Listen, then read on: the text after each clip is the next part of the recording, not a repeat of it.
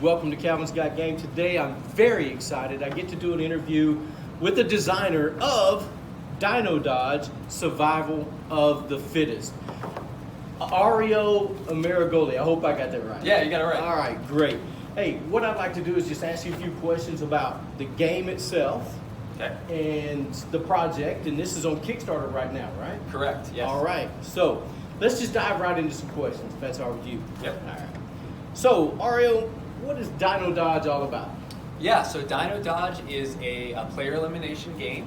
It's a light strategy, family and friends game for 2 to 5 dinosaurs. You're going to play as dinosaurs dodging falling meteors from the sky and trying to push your friends into hot lava.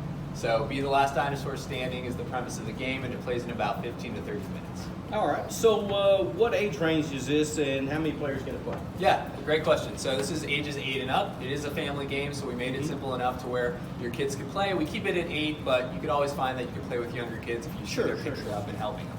And it plays for 2 to 5 players. All right. So how strategic is the game? Is it more strategic or is it luck-based? That's a good question. So when we designed the game, we try to put as much strategy as possible into the game while adding levels of chaos. So we would say that the game is more strategic than it is luck-based, although there are elements of luck involved. So you do have the ability to control and decide what you're going to be doing, and then by knowing the game, you can choose the outcome that you want to have happen in scenarios where there is some, what we like to call RNG, or random number generation. Okay. So you think playing the game more helps you strategize better? Oh, definitely. Yeah. Yeah, exactly. Okay. And yeah, it definitely by playing the game more, you'll pick up on certain situations, certain cards, what outcomes could happen, and then you could potentially play around that to save yourself or get somebody eliminated. Right.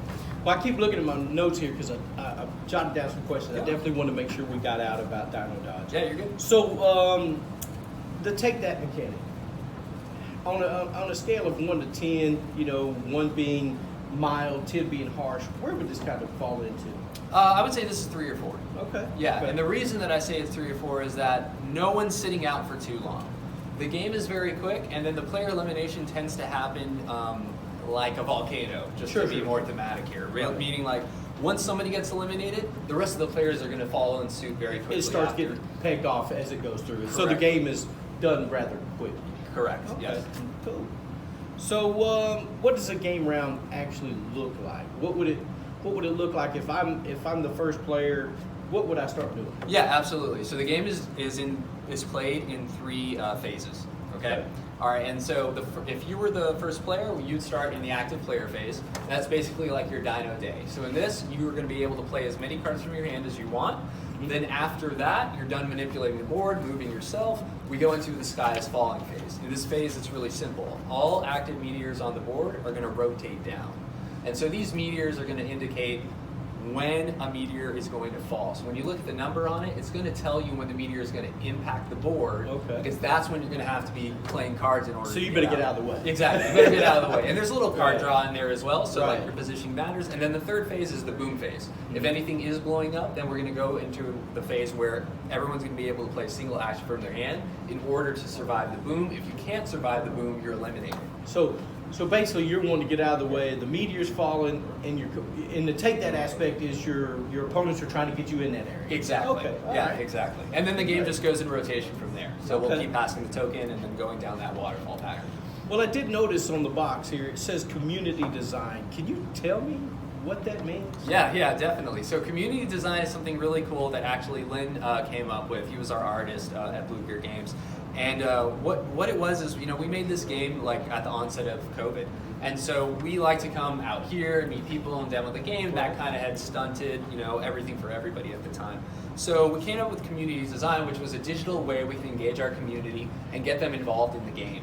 And so what community design is it's a series of polls where people can actually vote on the assets and components of Dino Dodge. And so Dino Dodge is completely community designed, which means all the assets that you'll see in the game were designed and picked by the community. So colors, the way cards look, thing of that nature. Correct. Were done. Dinosaur names as well. Wow. Yeah. Interesting. Well, community design, interesting concept. All right. I noticed that there is a dual action on the action cards in the movement. the land effect cards. I actually have played this game. Yeah. You guys have demoed it to me. And so those kind of things, there's different things on the card. Can you explain it? Yeah, absolutely. So like one of the main things we wanted to do, Calvin, was like, this is a family game. So we wanted to make sure that like anybody at the table can play the game, especially somebody who's not a gamer or a young kid, they're new to it. So they can play cards just simply, but we also wanted to make sure that the gamer at the table is engaged if they so want to go to that next level. And so that's where this dual card aspect comes in. So on your cards, they're basically going to have, there's 4 different types of cards. And those cards are going to have different text on it. The text is move yourself, move an enemy, and then duplicates of those with a keyword bump. But basically, you can play a card and just do what it says on the card, which is the text. You can move yourself 1 space, or you can move an enemy 1 space. Pretty simple. In the top left of each card is a unique icon, and there's 4 unique icons. And these are called land effects.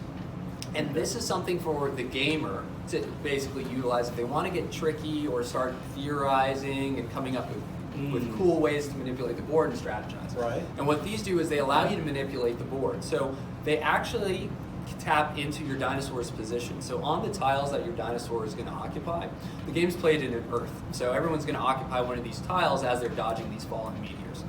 On the tiles is one of these icons. If you're on a tile that you have an icon with your hand, so they're matching with the card in your hand, you can play it in conjunction with one another in order to do that land effect.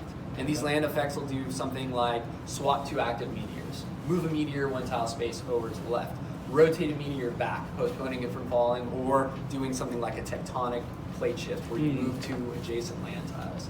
So that's the dual aspect of the card. You can't play them for both, so you have to pick which one you want to do. But we wanted to add that so that way you could get a little fancy with it if you wanted to, but you didn't have to. So moving is a great idea, getting out of the way of a meteor. Correct. But if you have one that's about to hit you, playing that lane card to have you move it, and to someone else, to one of your opponents, there's where that action comes in, and maybe you can eliminate them and save yourself. Yeah, exactly. That's a good deal with the dual purpose cards for sure. All right. So is the game today what it originally started at, or you envisioned it to be? That's a great question. So we came a long way with the game, and it is. And I had the talk with the guys about when we went through the development of the game. Right. I came to them with the idea, and they loved the idea, and then we further developed Dino Dodge to what it is. And when we developed it, I made a vow, and we all agreed to this, was, this game has a heart. And so whatever we do, we have to keep that heart. We have to keep that energy that is in it, and it still has that heart, it still has that energy. Right. So it's got a core system. You just build other things around it to enhance that core system, is what you're saying. Correct, 100%, Calvin. Yeah. Awesome. Well, that's good. So tell us about that. And I just said we added on some stuff, right? So tell me about the add-ons to it. Yeah, no. What come about? Yeah, great. So the way that we did Dino Dodge is we basically have the base version of Dino Dodge, and then we have things that we're calling add-ons. And so these are like segments to the game that we all love to play together. You can play with all these components and all the add-ons together, or you can mix and match depending on who's at the table. Okay. So, the idea is if you're playing maybe with your kids or you're playing the game for the first time, you don't play with any of the add-on components, you just play with the core version of the game, you get the hang of it, and then you say, hey, I want to add this add-on, something a little more luck-driven, right? Like events that create chaos for everybody on the board, right? We also have something that's a little more strategy-driven, so that would be our Mysteries of Mother Earth add-on.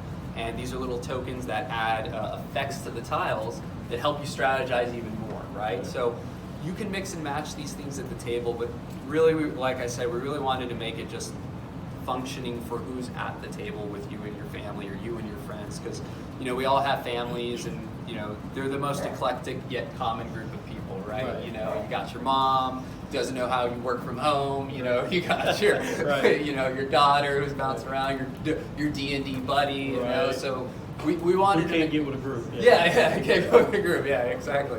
So we wanted to create add-on content that would be exciting, that you could all play together, but then you can mix and match at will if you wanted.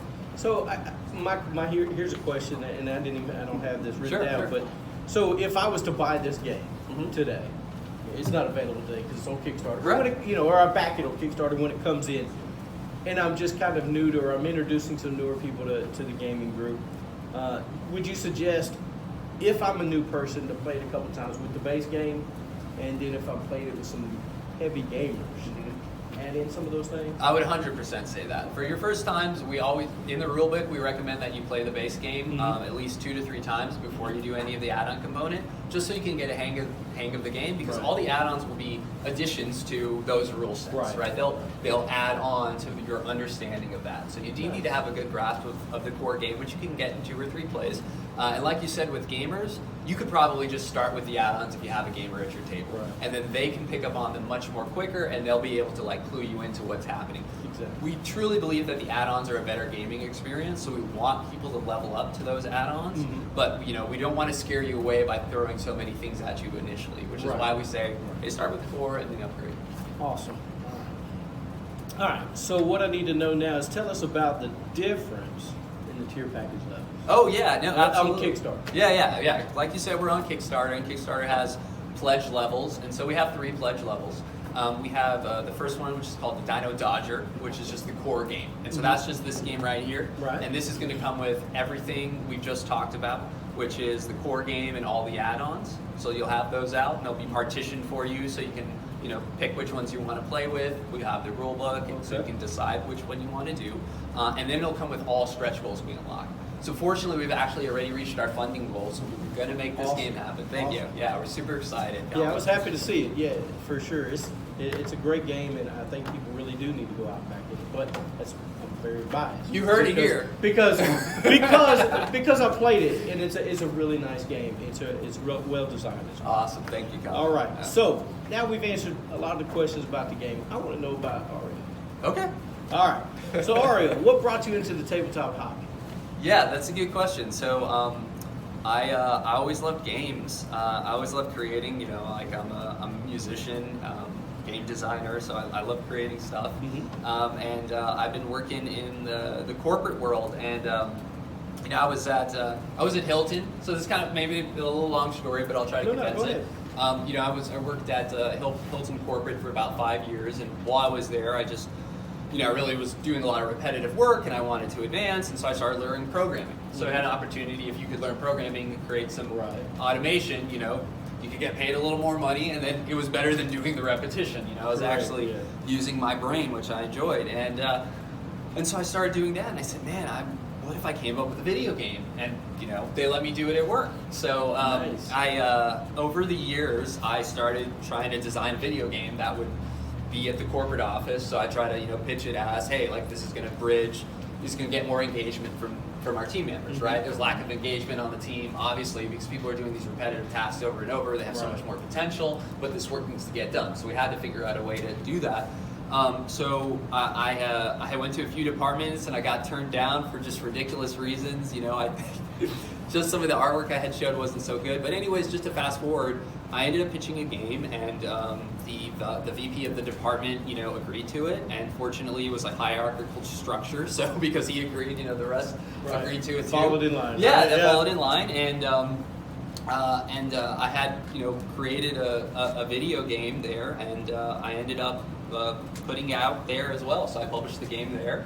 And it's at Hilton, so it's still on a drive over there. But I did it for the department, so up to 40 people could play it. I started with my team, and I just programmed this thing to play, and I loved it. And I was like, man, this is what I want to do, and like I'm making it happen, and I got paid to do it. It was kick butt. Everybody loves getting paid. Yeah, everybody loves, especially doing what you love, and I believe that you can do that. And so I have a strong belief in that, and I think that more people go towards that and change the belief system or the cultural belief that you can't do that, and you can't make a lot of money, you can't have the things you want, you can't live the life you want. I think that's a limitation and a belief, and I think if you can change that, you can go towards that. I do believe that there's room for everybody.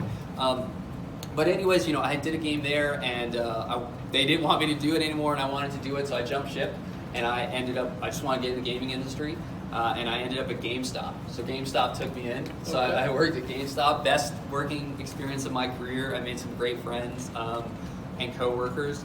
And then I made a game while I was there, and it was a game off Super Smash. So I created like a dueling system within the office, so you could have like a spirit card and challenge somebody like on the fly. So you could just slam it on their desk, and then you just have to fight them in Super Smash Brothers. Nice. So it was all video game based. But this is just a long-winded way of saying, you know, I had to do it myself because, you know, no matter who I was working with, I had to have a seat at the table. Right. To be a creator, be in the production seat, be in the decision-making seat, you know, because I love that stuff. And you know, when you're there, it's always them making the decisions, you know what I mean? And then you're at the repercussion of those decisions. So anyways, I was like, man, I want to create, and I ended up going to another company, and I was like, this isn't what I want to do. I want to get into this field. I have to get into this field. So just the pain got me to just start creating. And I didn't want to go back into the video gaming world, because just some of these video gaming companies, they're very hardcore. You know, no hate to them or judgment to them, but right. you know, they have you know, deadlines and stuff. Yeah, exactly, right. And so I was like, man, I don't want to deal with that. I want to have my own schedule. I want to do these things. I want to, you know, appeal to the customer, work with them directly. So anyways, and I also want to get out of the video game development because there's a lot of technological things that you have to do. You have to keep up with it, the apps, if you're going to apps, if you're going to Switch and stuff. So I was like, you know, let me go to the tabletop. And I met with this Dallas designer group when I had jumped ship and I needed to be around people, and they were great. And I met the Lynn brothers, and you know, we ended up working together. I came up with this game design, and then it just kind of got us, and that's how we embarked on it. So, here we are. Yeah, and here we are. I know that was a long way, man, but that's kind of the perfect. tale. That's how you got to be where you are to get this idea out here. So, I mean, all of our journeys have a story, so that's a great story for sure. Thanks. All right, so what is your favorite tabletop game and why? Great question. So, I actually have not played a wide breadth of tabletop games. Really? So Interesting. Yeah, really. Like I'm an only child, so like I only could play against solo. I did. I played a lot of solo games against myself, and then you know after a while you're like, I know that you try to forget the move you're gonna do against yourself. So yeah, but I had the classics. You know, my parents don't know any of this stuff. They don't have the capacity to sit there and play with me like that. So you know, checkers was all like my mom could handle, and I knew all the moves. You know, after 3 days, so I was like, this isn't working. But when I got in the designer group, they started introducing me to like more of these, you know, unique games, distinct games, not just Hasbro games, right? You know, Ravensburg's games, different games like this. So, and I got introduced to one which is my favorite. And it's called Comet. Okay. Have you played Comet? I have not. I mean, I see it all the time, but I've never played it. So it's like a Risk, kind of like a Risk game, Okay. like you know the big Risk game. But it's you know, you pick up.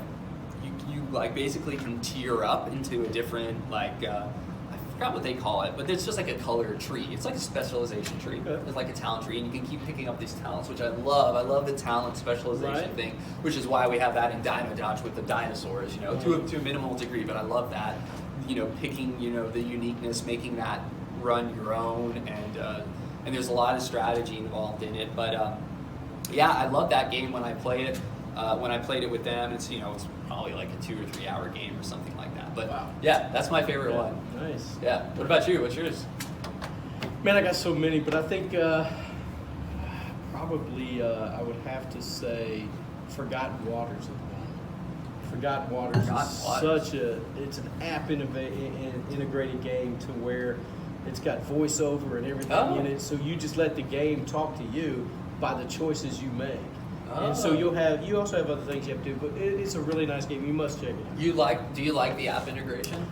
It's okay. It's okay? I like it for some. What I'm afraid of is sometimes the app may go away and then the game is not, able to play it because it is on the app. I see. Okay. All right. So you mentioned checkers.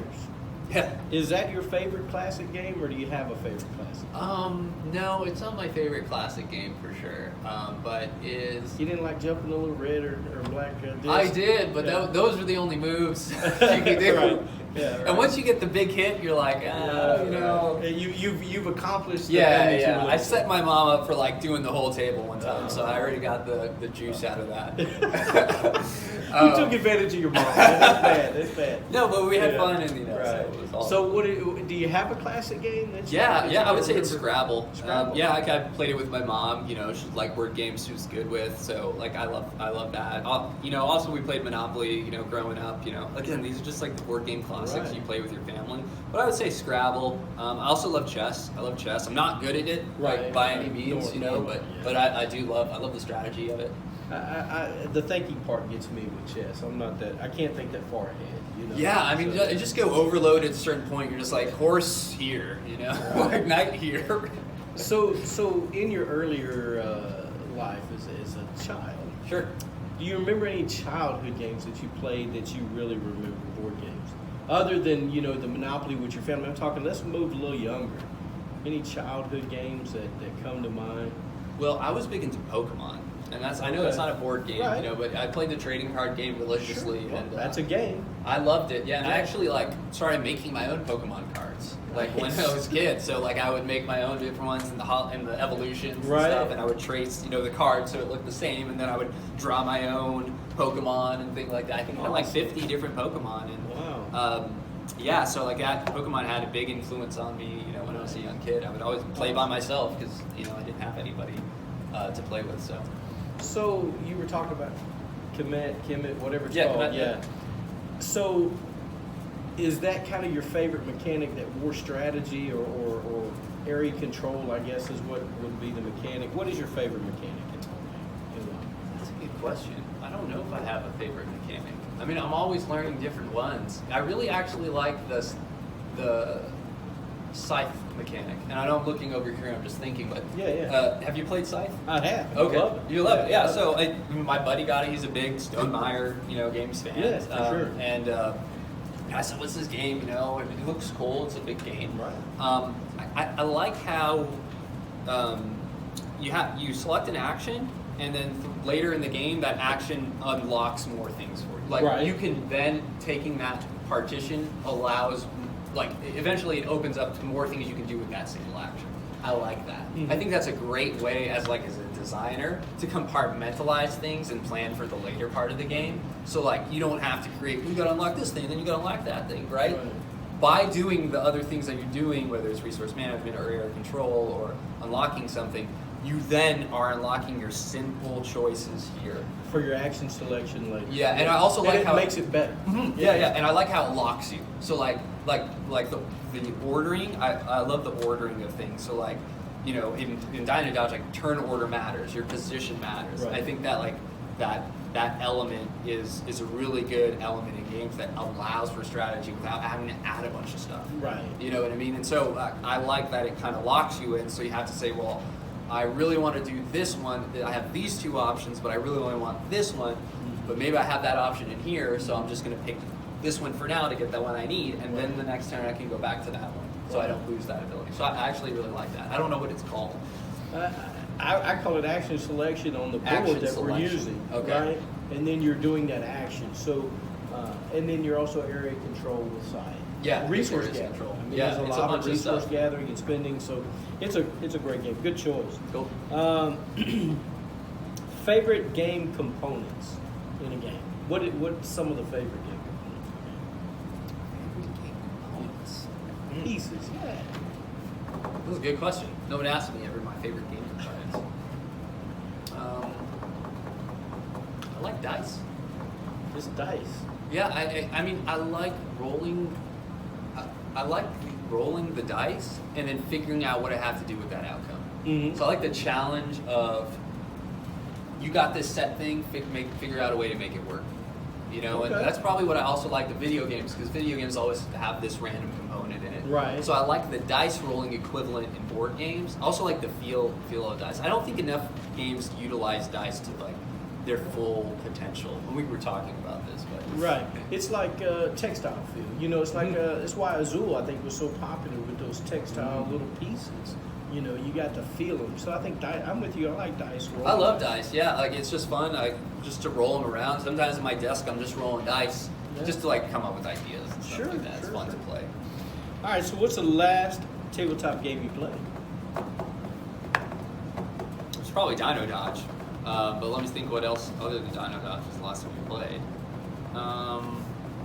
It was it was another design that I have, but it was before that. It was Potion Panic. Ocean Panic. I'm Yeah. not sure if I've ever heard It was a Kickstarter. I backed it. It was a beautiful little box. I got to give them Yeah. credit. I think it was Rocket House Games, and they have you know, it's like an embossed cover, but you just play. You play as alchemists, and and you have to, you know, unlock these recipes with different colored potion cards. Okay. And it's it's not a bad game. You know, like the art is beautiful and stuff like that. But that was the last one that I played. Awesome. So we talked about a game mechanic that you like. Let's talk about a game mechanic that is your least favorite one. It's my least favorite. I'm putting on your spot here. Yeah, you're putting me on the spot. I'm indifferent to this because I know like the amount of work that like, you know, these people put into their games and stuff like that. But I don't know if it's a mechanic, but I think it's a game type, and I don't like cooperative games. You don't? I do not. Okay. I'm very competitive, so like I love you know, like strategy games. I love competition. You know, I want to win. So you know, like I like that. Isn't that the goal of the game, right? Yeah, It should exactly. be the goal. Yeah, of the goal of the game, right? And so in the cooperative games, sometimes I'm like, oh, okay, we're gonna figure this thing out together. Like, of course we're gonna figure it out. Like, Right. that's just my go-to, how I go to with it. But no, I'm not a fan of cooperative, so I tend not to really want to ever play any cooperative games. Interesting. Well, that was actually going to be my next question. Was it? Cooperative or competitive games? Oh, So okay. we already Me know too. you don't like cooperative games, but maybe it's the type of cooperative game you're playing. Maybe Because maybe they're too easy. the last one I played was a Power Rangers one. Okay. Have you ever played? Robin Crusoe Adventures on the Cursed Island. No. I think you might enjoy that one. It's very puzzly, Okay. very hard. I've never won a game at it, Uh-huh. even with other people playing with me. So I Okay. think you might enjoy it. Okay. All So right. that might change your mind on cooperative. Maybe. gaming. Yeah. Okay. I want you to I'm give it a open try. to Let me know. Okay. I will. All right. All right. So you actually answered my last question as well. I was going to ask you if you like dice or cards better, Oh yeah. but I think you might like dice better. I don't know. That was one of your game component things, but dice or cards? Yeah, well, I mean, I think they depend, you know, and also things matters the perspective you're looking at. Like, I think, you know, just like as a component thing, I like rolling the dice. Like, I Right. like the feel of the dice. But from like a game standpoint, I love trading card games. You know, I've always liked, I collected Pokemon cards. I was big into Right. that. I like the uniqueness of different cards and like coming up with combinations of them and things like that. But yeah, definitely from a feel standpoint, dice, because I mean, it's just cool to see what you get. You know, I always kind of Right. roll to see what you get. So. Right. Well, I've taken up a lot of your time already. No, I know there's other people that Nice. probably want to visit with you. No, But it's all good. before I let you go, Yeah. what do you want people to know about Dino Dodge and why should they back it on Kickstarter? Yeah, absolutely. One last market. please. Yeah, I mean, we can't make this game without the backers. You know, this campaign is all about the backers for us, Right. Calvin. Like seriously, like we're almost at 200 people who backed the game. We're so grateful for every one of them. Like, you know, we went through this the first time and it didn't go through, and this is our second time back around, and we learned a lot from this, and we took our learnings this time, and fortunately, we've gotten there and more. Right. Yeah, and by backing the game, you make this game happen and more. So by backing the game, you actually get access to all stretch goals. So stretch goals are just like, think of it like an exclusive thing because you're on the ground floor with the project. Exactly. Right, so you're going to get access to all this stuff. You're going to be able to participate in some more exclusive things. And we also have like only exclusive content that you can only get through the Kickstarter, through back, that won't be available like at retail or afterwards, Right. like on the website. So that's the other main reason to back. You also get it at a discount. So we have a discount, you know, here if you back the game versus if you know got it Retail. You know, afterward. Yeah, retail. You get about a 12% discount. And then the other thing is, you know, if you have a family, this game is for you. So like we made it for that. If you're a gamer and you want to play with some people at your table who are not gamers, bring this game. It's a nice 15 to 30 minute filler game that you're going to be able to teach them, play a few times, and get the party going, so to speak. And then the last thing is that we also teamed up with a local charity. So every funding dollar we get allows us to donate more copies to that local charity. Awesome. And so that's just like a cool way that we're able to share this with some other kids who maybe are like going through a tough time, and then we can give them like inspiration and things like that while they're going through like a transition to a positive point. Sure. And it's Families to Freedom, and so they help transport victims of domestic abuse. So That's awesome. That is awesome. yeah. Well, Arrio, it is very nice to meet you, and I'm glad that you got Likewise. this game out. But guys, I want to thank you for watching Calvin's Guide Game, and like I always say, get a board game to the table, spend time with your friends and family. Hey, get this board game to the table. You guys, thank you for watching Calvin's Guide Game.